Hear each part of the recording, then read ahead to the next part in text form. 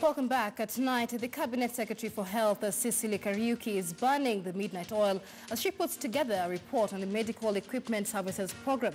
When she appeared before the Senate today, CS Kariuki was put to task to explain the contractual process for the equipment that all the counties have been paying at a flat rate of 90 million shillings.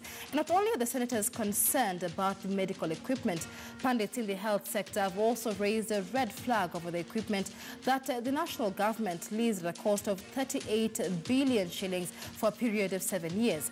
Experts say some machines supplied to counties require humongous amounts of money to maintain in 1 month, and the economic logic to impose them on counties that can hardly finance their basic healthcare budget has been put to question. An MRI machine, for instance, requires at least 3 million shillings to run on its own every month.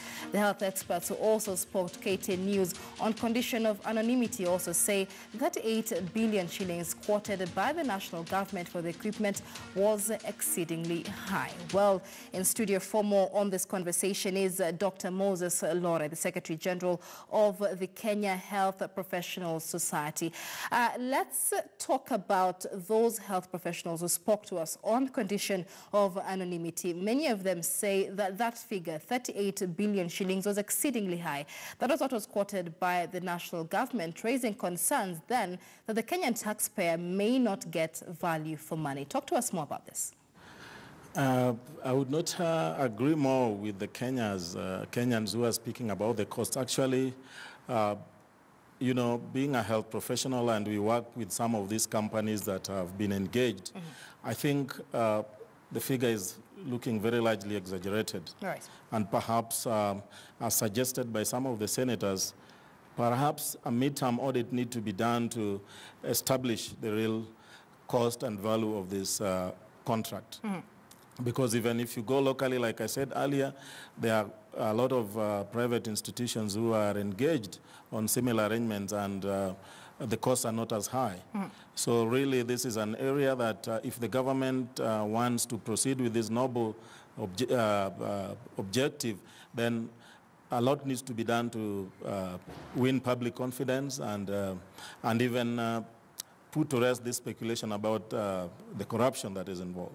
All right, and I mean, there was a lot of back and forth before all the governors signed that contract with the Ministry of Health. But you know, I reckon most of the institutions that received this equipment seems to note a lack of full disclosure on the contract details, leading many to term this as white elephant projects. How was the both public participation as well as stakeholder participation in the implementation of this process? I think this is where the major problem is. I mean, a huge government project like this, and looking at our constitutional dispensation now, I think there is a lot that is still under the table. A lot needed to have been put on the table. A lot of transparency is required on this, especially a project that is affecting millions of Kenyans. The health of Kenyans is important, and the government should have been sensitive to that. So I also believe that there is a lot that has not been disclosed. Like Senator Moses Kajwang said, the governors have not even seen the nitty-gritties of the contract. And this is really unfair. I mean, you want me to pay money and you don't even show me what I'm going to pay. So the first thing that the national government should have done was to sit on a round table and you know, discuss the full details of this contract with the governors before it was implemented.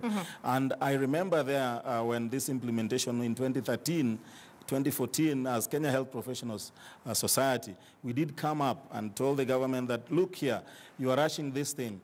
Let there be stakeholder involvement. Let even the governors know what they're getting involved in, because now health is devolved, and you don't expect these people to pay for what they don't know. Right. And this was not done. So I think this is what has led to a lot of acrimony, a lot of resistance. And you heard that some of the governors were even actually forced to sign this document. They signed it out of coercion rather than by conviction. All right, and of course, like you mentioned, many county governments signed that deal. Many of them continue to pay for equipment that some still do not have. But a man perhaps in the best place to explain this is one Mr. Isaac Ruto. He is immediate former Bomet governor who also served as the chair of the Council of Governors. He was also the last governor to sign the controversial medical equipment services contract with the Ministry of Health. Mr. Ruto, many thanks thanks for joining us on The Big Story tonight. You are at the helm of the Council of Governors when the implementation of the Medical Equipment Services program began, but you had strong reservations on the same. What was the issue then? Yeah, the real problem is that, first of all, we were not involved in identifying the equipment that we would require in our counties. Right. We were given a decision that was made elsewhere without our knowledge, and we were only given a document, an MOU to sign. There were a lot of questions that were not answered. First of all, what was the driving force behind this equipment? Secondly, where was the source and what was the costing? And what is the rationale of having to pay 38 billion? And yet, even in our own counties, our facilities were not ready. Mm-hmm. Until I left office, one of the hospitals had not been completed. I'm reliably informed in Mount County, one of the hospitals is not yet complete in construction. Right. I mean, the facilities that would use this equipment.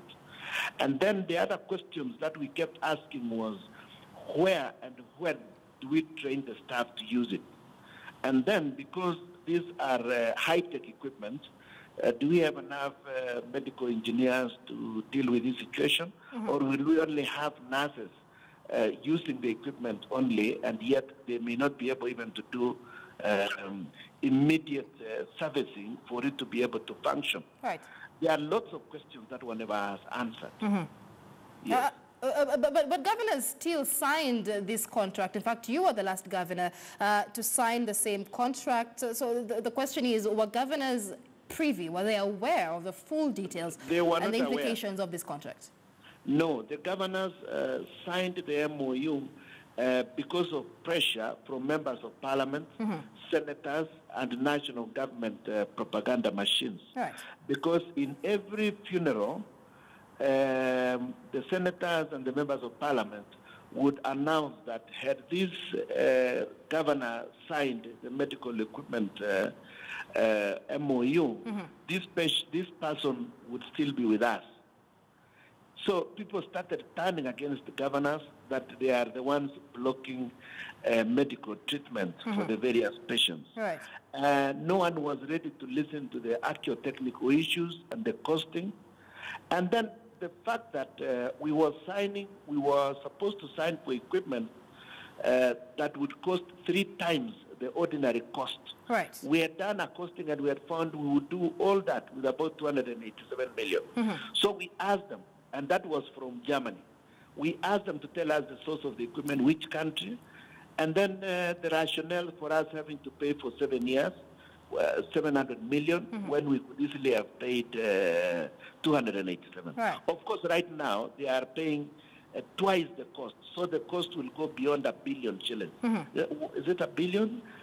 To 700 million? Yes. It would go beyond. And Senators have pointed out mischief in this deal, not only the seemingly high prices of the high cost of this deal, but also the fact that the CT scans, I mean, the Ministry of Health gave a fresh tender, rather, for the supply of CT scans, buying them as opposed to leasing them after already signing the MES MOU there. Do you smell mystery in that contract? Yes, because first of all, they refused completely to involve even the Council of Governors mm-hmm. or the counties themselves. And then they were telling us about these managed equipment. And then finally they purchased some equipment and then delivered them. Mm-hmm. Some of this equipment that were purchased, we already had them in our hospitals. Right. Especially, and a number of hospitals, including my own county, we had already purchased dialysis equipment, for example. Mm-hmm. And they were in place. So we were told those ones will be dismantled and put aside. Right. And that we'll find where to put them. So we were asking the rationale for having to duplicate what we already have, yet there were certain things that we required at that time, mm-hmm. Which we could have benefited from. For example, Mombasa County, right. we required a CT scan at Longisa, but they were not ready to listen at that time even to the CT scan or the list of the equipment which our medical staff had listed. But we were surprised to find that they later on made purchases, and that they were looking for the counties to give. Only a few counties have so far received the equipment. In fact, appearing before the Parliament, before PSC, Mombasa Governor Ali Hassan Joho, they're mentioning that Kenyans from neighboring counties are visiting Mombasa County for health services that they can access within their own counties because the equipment is already there. But counties are all paying a flat rate of 90 million shillings, whether they received the equipment or not. How do you explain that? That was one of the sticky questions, because we were telling them, why wouldn't we start paying as soon as they arrive then? And as soon as they are installed, because they are still the property of the person who is leasing it, from whom we are leasing the equipment from. So since it is still their property, I thought they should start charging us as soon as it is commissioned, installed and commissioned and tested. And that staff will have gone for training to be able to handle this equipment. Or are they seconding staff to us? Those were the serious questions that were not being answered, and no one was ready to answer those questions from the Ministry of Health. Right. Health professionals, however, seem to think that the medical equipment services program is the way to go for Kenya, especially in attaining universal health care. But you in court stated during this, a while back, that procuring health equipment, or allowing rather the national government to procure health equipment, would rob the devolved units of their mandate. Do you still hold the same view? Yes, I hold the same. That first of all, I prefer that first of all, Kenyans respect the allocation of functions to the various levels of government. Remember, at that time, the debate was that healthcare should be taken back to the national government. Right.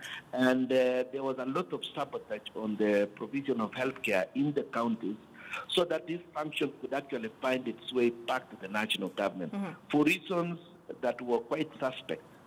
So I still hold the view that the Constitution provides that these two levels of government are separate, but they can assist one another in the delivery of the various services. And there is absolutely nothing illegal or wrong for the national government to say, okay, we see there is a gap here. We can assist you.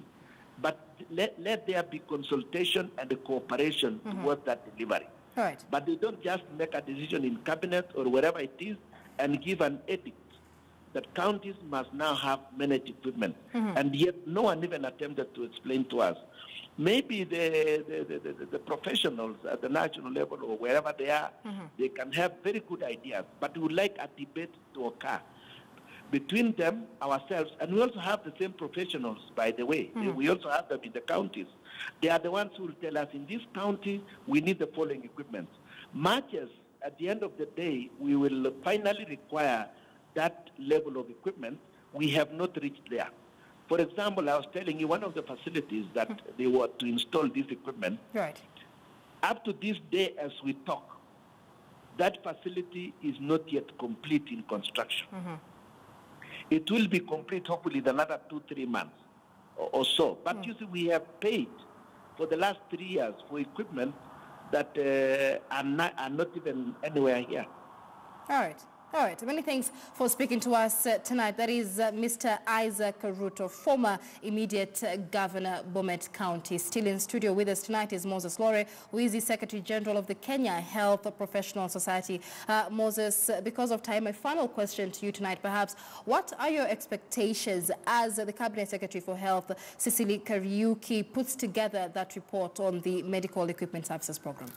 If you ask me honestly, I think it's time for us to own up as a country, as a sector for health, that we made a mistake. We need to relook at the contract so that we can give Kenyans value for their money.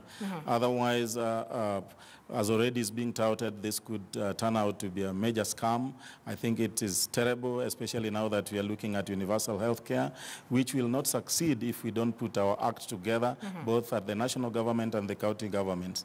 So my message to the Ministry of Health, let us own up.